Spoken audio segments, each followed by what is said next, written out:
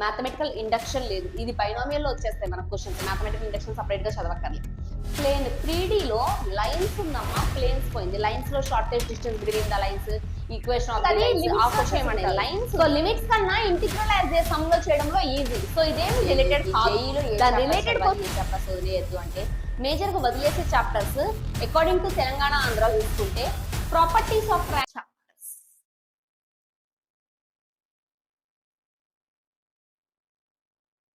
First last నుంచి వద్దాం. Last నుంచి వద్దాం. ఓకే, మ్యాథమెటికల్ ఇండక్షన్ అనేది కంప్లీట్ గా పోయింది. మ్యాథమెటికల్ రీజనింగ్ కంప్లీట్ గా పోయింది. పెయిర్ ఆఫ్ స్ట్రైట్ లైన్స్ కూడా కంప్లీట్ గా పోయింది. కంప్లీట్ గా పోయింది.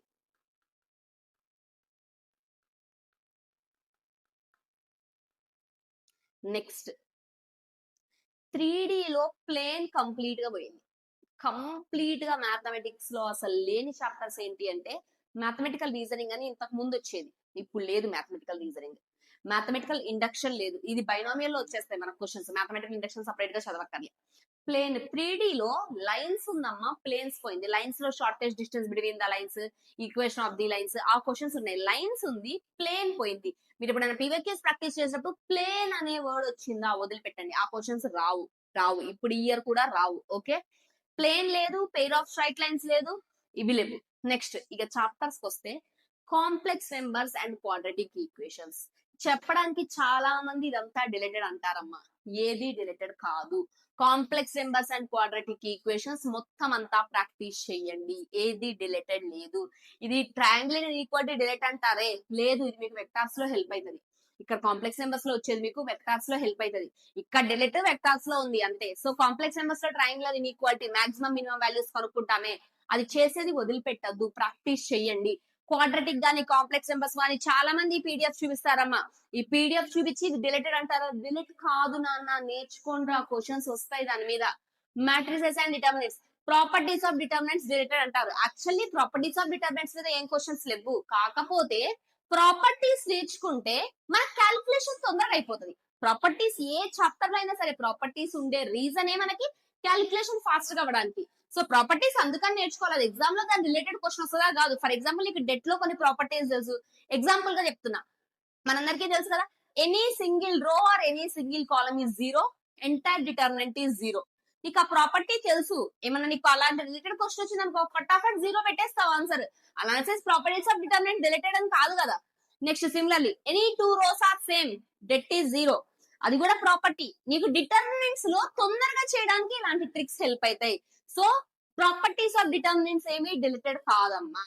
నెక్స్ట్ ఇది నేర్చుకోవాలి.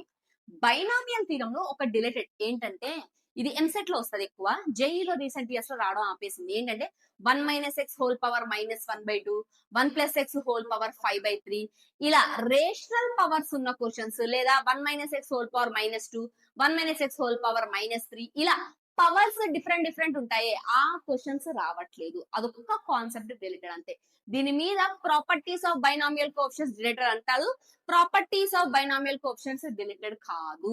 ప్రాపర్టీస్ ఆఫ్ బైనామియల్ కోఎఫిషియెంట్స్ మీద క్వశ్చన్స్ వస్తాయి, వచ్చాయి కూడా. 2025 లోనే వచ్చాయమ్మా ప్రాపర్టీస్ ఆఫ్ బైనామియల్ కోఎఫిషియెంట్స్ మీద. సో నేర్చుకోవాలి ఇది కూడా. సీక్వెన్స్ అండ్ సిరీస్ లో హెచ్పి డిలేటెడ్ రా, HP completely deleted. Sum of the special series, AGP కూడా ఉందమ్మా. ఏజీపీ కూడా ఉంది. క్వశ్చన్స్ లో కంబైన్ లో వస్తుంది మీకు. ఏదో ఒక చాప్టర్ లో ఏదో ఒక రిలేటెడ్ క్వశ్చన్ లో కాంబినేషన్స్ లో ఏజీపీ ఉంది. ఏజీపీ కాన్సెప్ట్ నేర్చుకోండి. Sum of infinite terms in AGP, అదొక్కటి నేర్చుకోండి చాలు.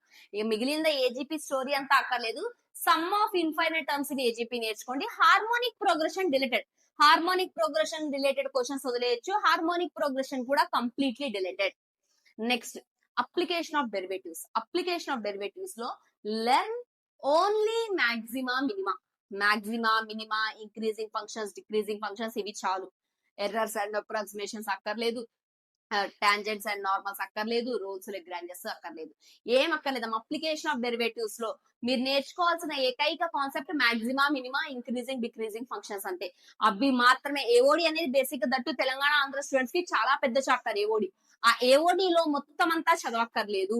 ఏఓడిలో మీకు మళ్ళీ చెప్తున్నాను, రోల్స్ లెగ్రాంజెస్, ఎర్రర్స్, అప్రాక్సిమేషన్స్, ఇవన్నీ డిలేటెడ్ నాన్న. మీకు మాక్సిమా మినిమా, ఇంక్రీజింగ్ డిక్రీజింగ్ నేర్చుకోండి చాలు, ఇవన్నీ డిలీటెడ్.